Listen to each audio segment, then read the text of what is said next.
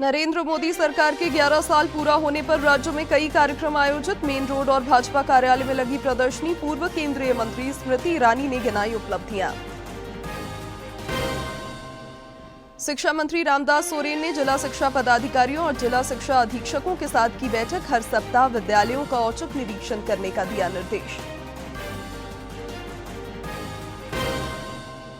राज्य भर में आज से 15 अक्टूबर तक बालू खनन पर रोक। नेशनल ग्रीन ट्रिब्यूनल ने जारी किया आदेश। अवैध खनन और परिवहन की स्थिति में होगी कड़ी कार्रवाई। और महेंद्र सिंह धोनी को आईसीसी के प्रतिष्ठित हॉल ऑफ फेम में मिली जगह। यह सम्मान पाने वाले धोनी बने 11वें भारतीय क्रिकेटर।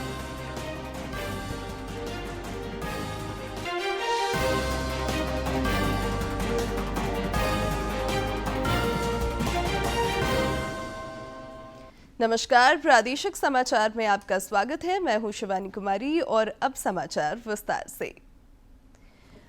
मोदी सरकार के 11 वर्षों पूरे होने पर देश भर में भाजपा शासित राज्यों के मुख्यमंत्री और केंद्रीय मंत्री प्रेस कॉन्फ्रेंस कर सरकार की उपलब्धियां गिना रहे हैं। सेवा, सुशासन और गरीब कल्याण के इन 11 वर्षों में देश में कई बदलाव देखने को मिला है। अंत्योदय तक पहुंचने के लिए तमाम योजनाएं लागू की और कैसे सरकार ने हर क्षेत्र में देश को आगे बढ़ाया है, इस तरह की हर उपलब्धियों को बताने और सरकार के कामकाज को पूरा लेखा जोखा बताने के लिए सरकार की ओर से प्रेस कॉन्फ्रेंस की जा रही है। इसी क्रम में आज एनडीए सरकार के केंद्रीय मंत्री और बीजेपी शासित राज्यों के मुख्यमंत्री और उप मुख्यमंत्री प्रेस कॉन्फ्रेंस करेंगे। इन प्रेस कॉन्फ्रेंस का उद्देश्य लोगों को बताना है कि कैसे सबका साथ सबका विकास के मंत्र के साथ मोदी सरकार लगातार देश को तरक्की की राह पर आगे लेकर जा रही है। इसके साथ ही आर्थिक मोर्चे पर भी भारत सबसे तेजी से बढ़ती अर्थव्यवस्था बना हुआ है और सामाजिक योजनाओं के दम पर आम लोगों की जिंदगी में बेहतरी आई है।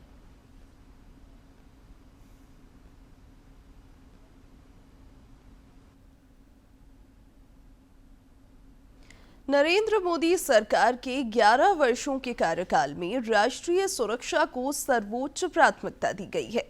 पिछले 11 वर्षों में सरकार ने सशस्त्र बलों को अत्याधुनिक संसाधनों से लैस किया और स्वदेशी रक्षा उद्योगों को आत्मनिर्भरता की ओर अग्रसर किया। आज रक्षा उपकरणों के उत्पादन में भारत आत्मनिर्भर बन रहा है। देखिए ये रिपोर्ट। पाकिस्तान के आतंकी नेटवर्क को तबाह करने वाले ऑपरेशन सिंदूर जैसे सैन्य अभियान हो या नक्सली हिंसा पर नियंत्रण, राष्ट्रीय सुरक्षा से जुड़ी हर चुनौती का देश ने निर्णायक जवाब दिया है। जम्मू कश्मीर के पहलगाम में पाकिस्तानी आतंकियों ने निर्दोष नागरिकों को धर्म पूछ-पूछ कर बेरहमी से मार डाला।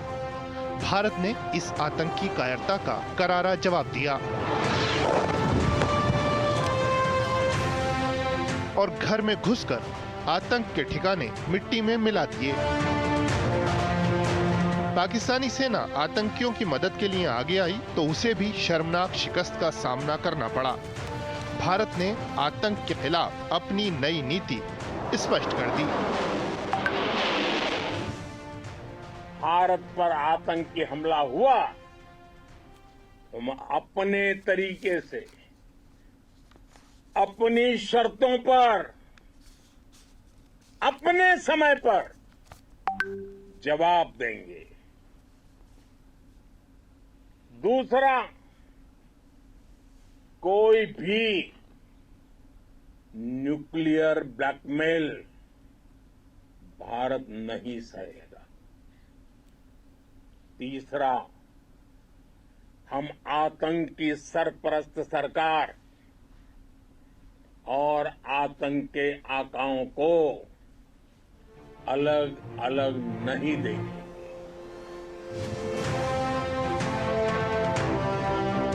विकसित और आत्मनिर्भर भारत के प्रधानमंत्री नरेंद्र मोदी के विजन का बेहद अहम पहलू है रक्षा क्षेत्र में आत्मनिर्भरता। भारत के रक्षा उत्पादन की धूम आज वैश्विक स्तर पर है। कभी रक्षा आयात पर निर्भर देश आज 100 से अधिक देशों को रक्षा उपकरण निर्यात कर रहा है।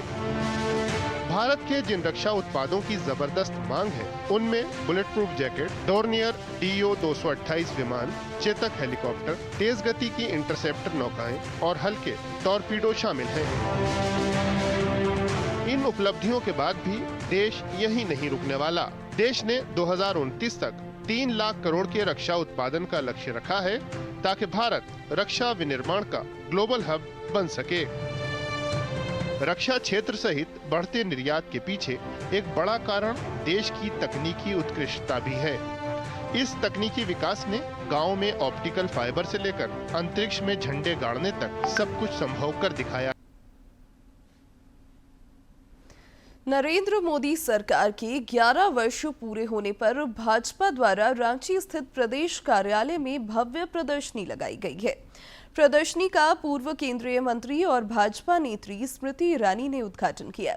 इस प्रदर्शनी में केंद्र सरकार की उपलब्धियों को दर्शाया गया है।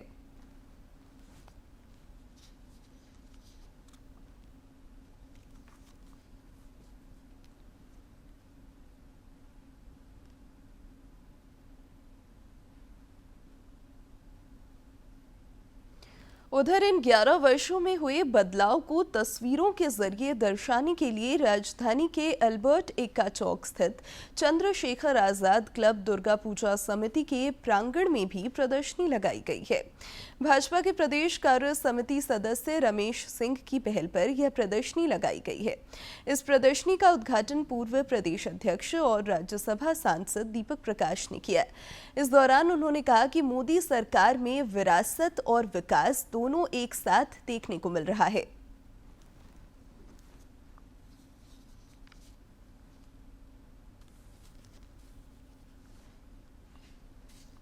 कि जनता ने नरेंद्र मोदी जी को प्रधानमंत्री बनाने का काम किया और 25 करोड़ गरीब लोगों के गरीबी रेखा से ऊपर करने का काम अगर किसी ने किया तो उसका नरेंद्र मोदी नाम है। देश और दुनिया के अंदर मान सम्मान स्वाभिमान बढ़ाने का काम कोई किसी ने किया तो उसका नाम नरेंद्र मोदी जी है। एनडीए सरकार की 11 वर्षों की उपलब्धियां बताने के लिए केंद्रीय मंत्री और भाजपा शासित राज्यों के मुख्यमंत्री और उप मुख्यमंत्री आज प्रेस कॉन्फ्रेंस कर रहे हैं। पूर्व केंद्रीय मंत्री और भाजपा की वरिष्ठ नेत्री स्मृति ईरानी ने आज रांची स्थित प्रदेश भाजपा कार्यालय में आयोजित प्रेस वार्ता को संबोधित किया।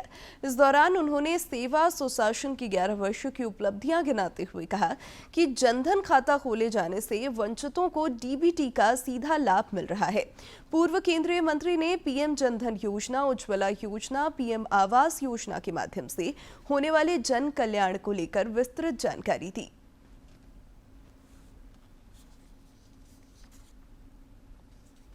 गरीब कल्याण के साथ साथ किसान परिवारों का कल्याण भी भारतीय जनता पार्टी का संकल्प रहा है, मोदी सरकार की प्राथमिकता रही है।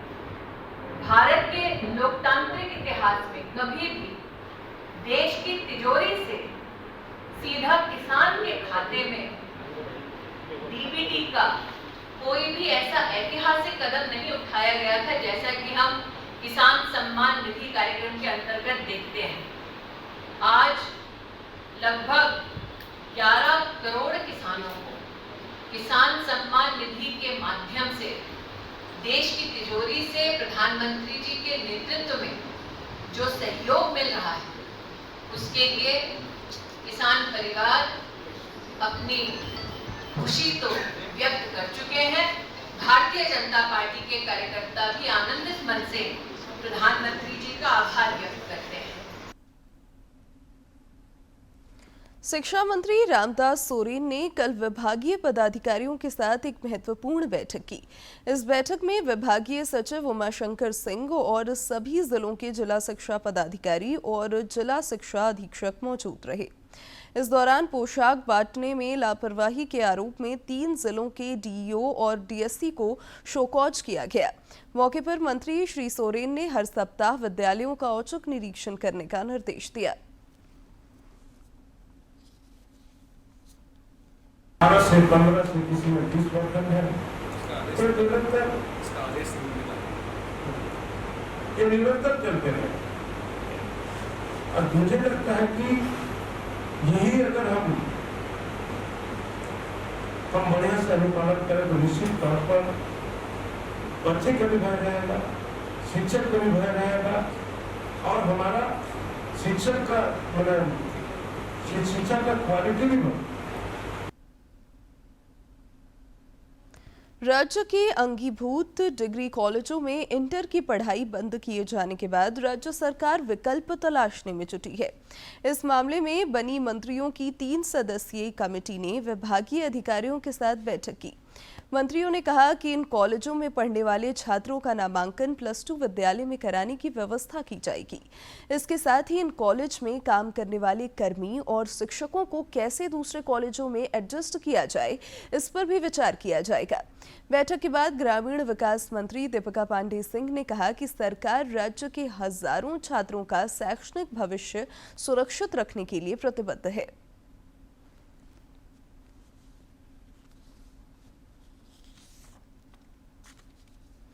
बोकारो इस्पात नगर के ज्योतिबा फूले मैदान में कल कांग्रेस पार्टी द्वारा संविधान बचाओ रैली का आयोजन किया गया। इसमें पार्टी के प्रदेश प्रभारी डॉक्टर के राजू, प्रदेश अध्यक्ष केशव महतो कमलेश और पूर्व प्रदेश अध्यक्ष राजेश ठाकुर सहित पार्टी के वरिष्ठ नेता शामिल हुए।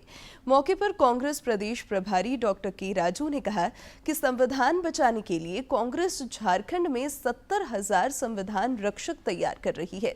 इसके लिए हम गांव-गांव तक जा रहे हैं। इसके अलावा संगठन सृजन कार्यक्रम की भी तैयारी चल रही है।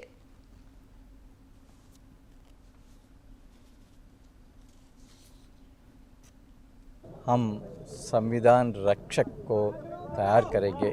कम से कम 70,000 संविधान रक्षक चाहिए ताकि गांव जाके लोगों को, ऑर्डिनरी पीपल को अच्छा तरफ बताएंगे संविधान कैसा खतरे में है, उनको रक्षण करने के लिए हम क्या करना और कांग्रेस पार्टी और संविधान के बीच में रिश्ता क्या है, ये सभी बात हम लोगों के बीच में करने के लिए ये संगठन सृजन मिशन हम टेकअप किया। राज्य में सभी नदी घाटों से बालू के उठाव पर रोक लगा दी गई है। नेशनल ग्रीन ट्रिब्यूनल के आदेश पर यह रोक 15 अक्टूबर तक रहेगी। यानी इस दौरान राज्य के किसी भी नदी घाट से बालू की निकासी नहीं हो सकेगी। सरकार ने कहा है कि अगर इस दौरान अवैध निकासी की गई तो दोषियों पर सख्त कार्रवाई की जाएगी। इस दौरान स्टॉक से बालू की बिक्री की जाएगी। वर्तमान में झारखंड राज्य खनिज विकास निगम लिमिटेड JSMDC के पास 50 लाख क्यूबिक फीट बालू स्टॉक है। यहीं से आम लोगों को बालू की आपूर्ति की जाएगी।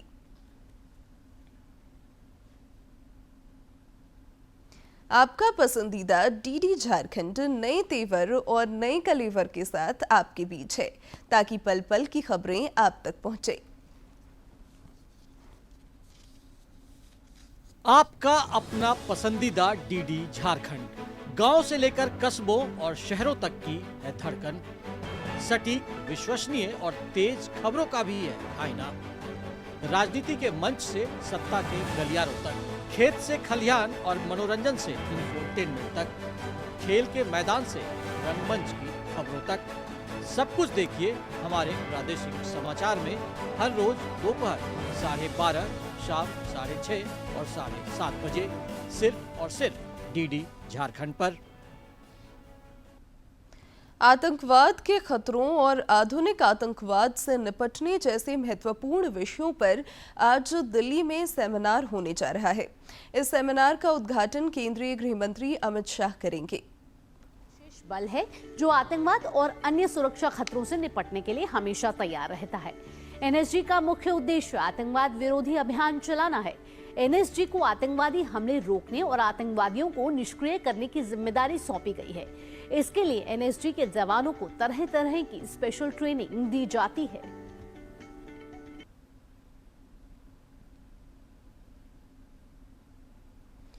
आम लोगों के बीच अग्निशमन के प्रति जागरूकता फैलाने के उद्देश्य से गृह रक्षा वाहिनी एवं अग्निशमन सेवा के महानिदेशक MS भाटिया की अध्यक्षता में समीक्षात्मक बैठक का आयोजन हुआ।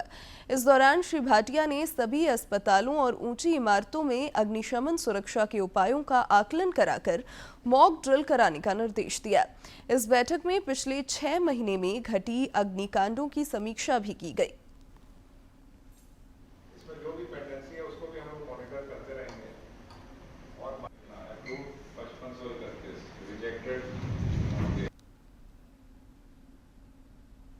अंतर्राष्ट्रीय योग दिवस में महज 11 दिन शेष बचे हैं। इस दौरान योग के प्रचार प्रसार हेतु आम लोग योगाभ्यास कर भारत की इस प्राचीन परंपरा को जीवंत रख रहे हैं। आकांक्षी जिला गढ़वा के कल्याणपुर स्थित गायत्री परिवार द्वारा मंदिर परिसर में लोग रोजाना योगाभ्यास कर स्वस्थ और निरोगी जीवन की ओर अग्रसर है। देखिए रिपोर्ट। नित्य लोगों को योगा का अभ्यास कराते हैं और बताते हैं कि पतंजलि ऋषि के द्वारा दी गई योग परंपरा पौराणिक है और हमारी देश की इस परंपरा को प्रधानमंत्री नरेंद्र मोदी ने विश्व स्तर पर पहुंचाकर यह साबित कर दिया है कि निरोग रहने का एकमात्र उपाय योग है।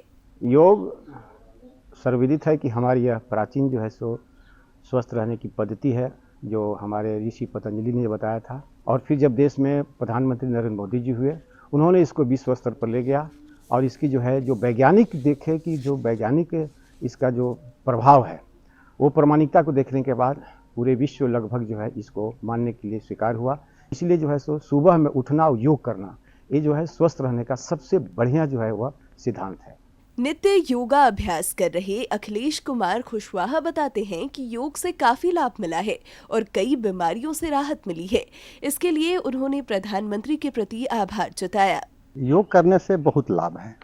हमें घुटनों में दर्द था, पैर में दर्द था और गैस बन रहा था, लेकिन हमें पता चला कि योग करने से 100 रोगों की इलाज होता है। तो हमने प्रतिदिन कम से कम 30 मिनट योग करता हूँ और जिससे मुझे बहुत लाभ है और अपने लोगों को मैं बताता हूं कि योग करने से बहुत लाभ है।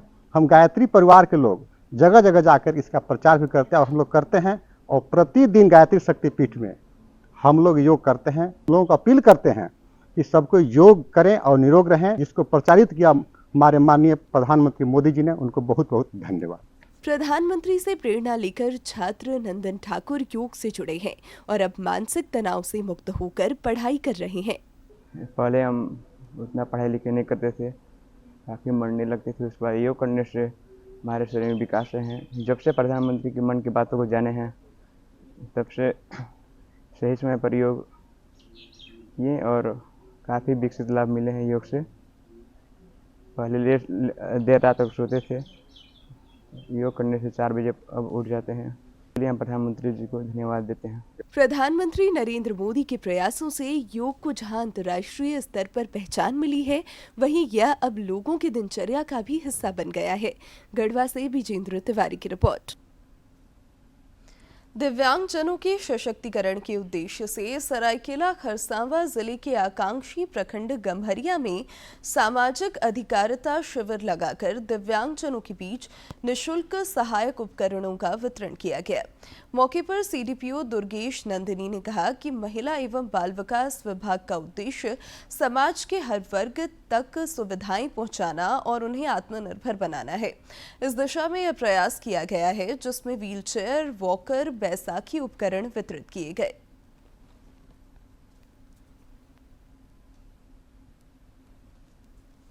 दिव्यांग भाई बंधु हैं जिनको ज़रूरत है, जो इस क्राइटेरिया में आते हैं, उनको जो है ये उपकरण दिया जाए ताकि वो कान से अच्छे तरीके से सुन सके, अच्छे से चल सके और उनको किसी भी तरह की कोई भी सहारे की ज़रूरत, दूसरों के सहारे की ज़रूरत नहीं पड़े और इस उपकरण के द्वारा जो है और वो इसका पूरी तरीके से उपयोग करें, इनका लाभ अच्छे से लाभ उठाए इस उपकरण का और इनकी 11 लाभों के उज्जवल भविष्य का की शुभकामना हमारे ICDS परिवार के द्वारा जो है दिया जाता है।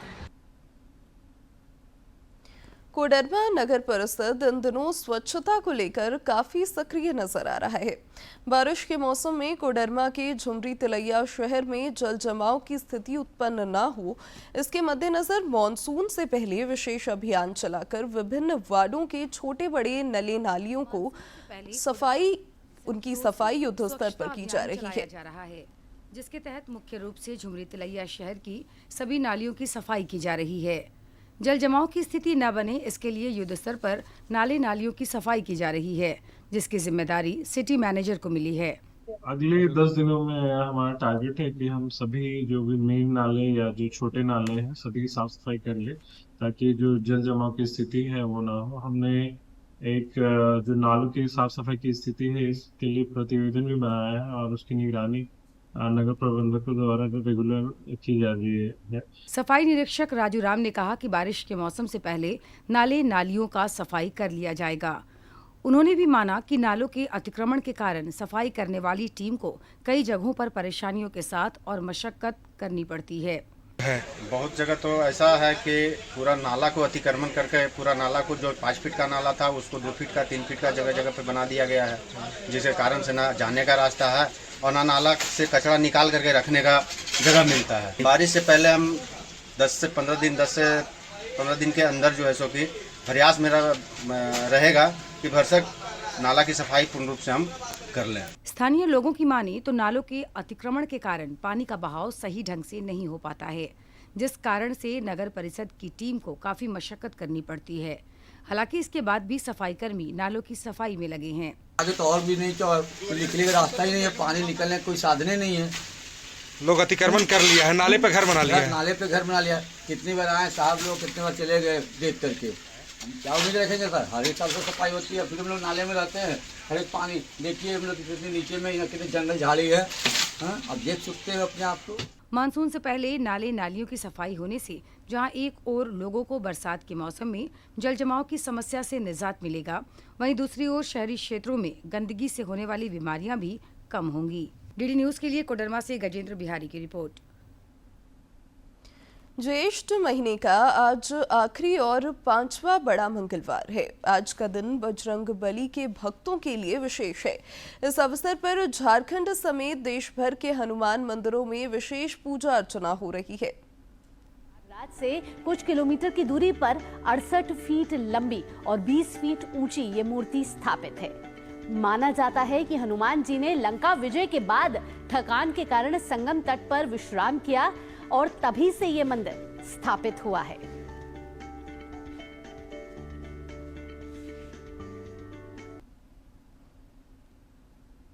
और अब कुछ खबर राज्य के विभिन्न जिलों से फटाफट अंदाज में।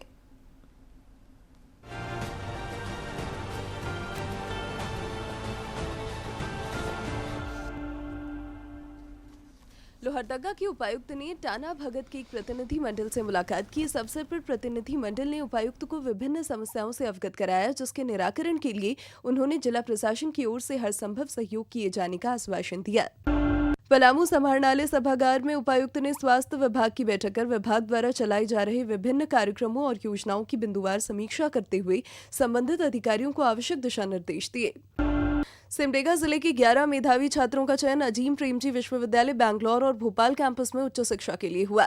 इन छात्रों ने अजीम प्रेमजी विश्वविद्यालय द्वारा संचालित ब्रिज प्रोग्राम के माध्यम से प्रतियोगिता परीक्षा में सफलता प्राप्त कर 100% छात्रवृत्ति अर्जित की है। इन सफल छात्रों को उपायुक्त ने सम्मानित करते हुए उन्हें हार्दिक शुभकामनाएं दी। पूर्वी सिंहभूम के उपायुक्त ने जिले के पोटका प्रखंड के चाटीकोचा गांव का निरीक्षण कर ग्रामीणों की समस्याएं सुनी। ग्रामीणों ने पुनर्वास, मुआवजा, रोजगार और स्वास्थ्य समस्याएं, दूषित पेयजल आपूर्ति का मामला संज्ञान में लाया। उपायुक्त ने प्रखंड प्रशासन को समस्याओं के समाधान हेतु आवश्यक दिशा निर्देश दिया। जिले में स्वास्थ्य सेवाओं को सुदृढ़ व सुलभ बनाने के उद्देश्य से गुमला के उपायुक्त ने सदर अस्पताल का औचक निरीक्षण किया। OPD, maternity ward, OT, MTC centre सहित विभिन्न व्यवस्थाओं का अवलोकन कर स्वास्थ्य सेवाओं में सुधार करने, स्वच्छता और मॉडल ओटी के निर्माण आदि हेतु आवश्यक दिशा निर्देश दिए। गुमला जिले के घाघरा प्रखंड में साप्ताहिक जन शिकायत निवारण दिवस का आयोजन किया गया। बीडीओ एवं सीओ घाघरा के द्वारा संयुक्त रूप से विभिन्न विभागों से संबंधित जन शिकायतों को गंभीरता से सुना गया और संबंधित मामलों का निराकरण किया गया। इसमें कुल 29 मामलों में से 21 मामलों का ऑन द स्पॉट निष्पादन किया गया। धनबाद जिले में सुगम्य निर्वाचन पर आयोजित जन शिकायत निवारण दिवस में दिव्यांग मतदाताओं को निर्वाचन प्रक्रिया से जोड़ने, सभी मतदान केंद्रों में रैंप, व्हीलचेयर सहित अन्य व्यवस्थाओं को लेकर चर्चा की गई। इस दौरान उपायुक्त ने मिशन ऑफ चैरिटीज में रह रहे लोगों का सत्यापन कर वोटर कार्ड बनाने का निर्देश दिया। बोकारो के नगर निगम चास प्रशासन ने आज से गरगा नदी की सफाई अभियान को शुरू किया है। सफाई कर्मियों की टीम द्वारा नदी में जमे गाद, गंदगी, जलकुंभी को निकाला जा रहा है। वहीं निगम क्षेत्र के विभिन्न वार्ड में नालियों की भी सफाई कार्य जारी है।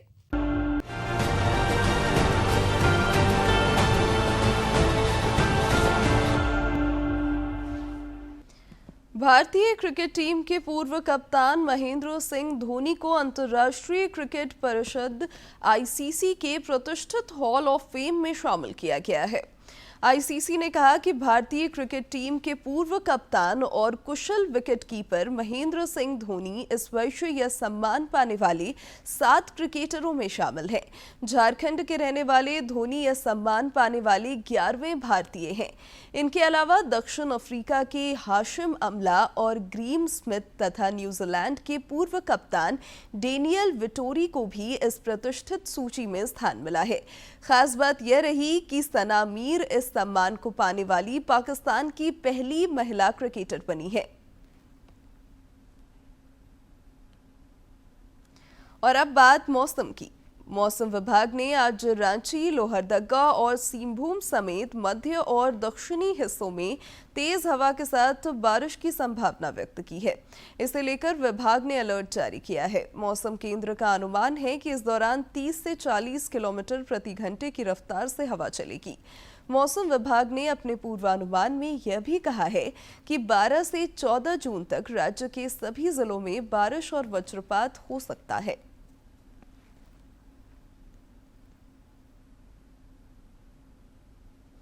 आज के दिन की ऐतिहासिक और महत्वपूर्ण घटनाओं पर डालते हैं एक नजर। 10 जून वर्ष 1888 को पंजाब के गुजरांवाला जिले में बलराज भल्ला का जन्म प्रसिद्ध शिक्षा शास्त्री महात्मा हंसराज के घर हुआ। भारत को आजादी दिलाने वाले असंख्य स्वतंत्रता सेनानियों में से बलराज भल्ला एक थे। साहसी व्यक्तित्व वाले बलराज भल्ला छोटी उम्र में ही क्रांतिकारी आंदोलनों में सम्मिलित होकर स्वतंत्रता के संघर्ष से जुड़ गए। वॉइसरॉय की गाड़ी पर बम फेंकने के अभियोग में वर्ष 1919 में बलराज भल्ला को 3 वर्ष की सजा हुई। दूसरे लाहौर षड्यंत्र केस में भी उन पर मुकदमा चला था और कठोर कारावास की सजा दी गई। बलराज भल्ला भारत के प्रसिद्ध क्रांतिकारी लाला लाजपत राय के अनुयायी थे।